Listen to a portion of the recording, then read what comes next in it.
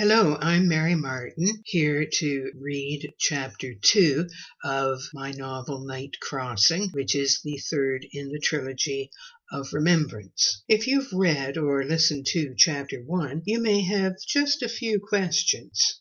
Does the thought of visions disturb you? Does Alexander Wainwright seem just a bit too fantastical? Don't worry, now you'll meet the narrator of the entire trilogy. Such a down-to-earth man will help you suspend your disbelief and allay any fears you may have about things occult.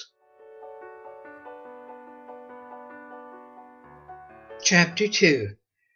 Perhaps by now you're wondering who is speaking to you. If we happen to meet, my pinstripe suit and briefcase might make you think I'm a drab and dreary soul, a civil servant at Whitehall, lost in reams of facts and figures. I do like to foster that impression. It creates anonymity, and anonymity confers a certain degree of freedom. But to the observant, the twinkle in my eye will dispel any sense of ennui common to government functionaries. My name is James Helmsworth, and I'm greatly honored to count myself as friend and art dealer of Britain's finest landscape painter, Alexander Wainwright. As such, I straddle two separate worlds, art and commerce. Such a dual perspective has helped me keep my feet on the ground to relate this extraordinary tale. But first, a word about the light in Alec's paintings.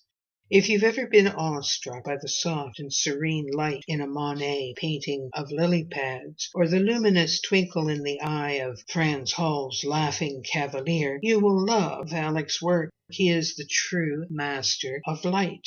In his landscapes you see beyond the rivers, rocks and trees and hills into an eternity of time and space, of an entirely different world. His brush can capture a shaft of light from another dimension to illuminate that darkness of our world.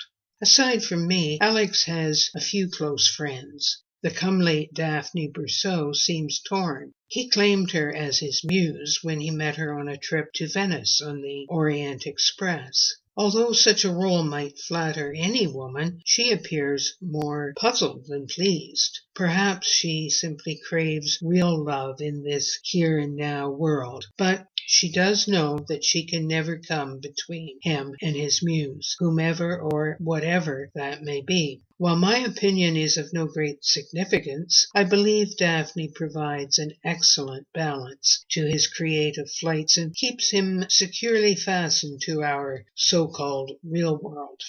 Alex also has his own personal nemesis, Ronaldo, the conceptual artist. Scarcely a friend as you and I might understand the term. He is still a person of some strange and improbable influence upon Alec. Both men are very different, not only in their artistry, but in their fundamental temperaments and views of the world. Ronaldo believes that existence is just a meaningless dance of molecules. Alex, always on the lookout for signs, is convinced that the world is filled with marvelous secret forces which teem with personal significance for us. It's useless to debate who is right and who is wrong, especially when the appearances of life hide much more than they reveal, and no one really knows. If you are like me, you may find that some of the events in this story strain your credulity. Don't worry. As first and foremost a businessman, I have considerable trouble believing that such happenstances could actually occur, but I assure you they did.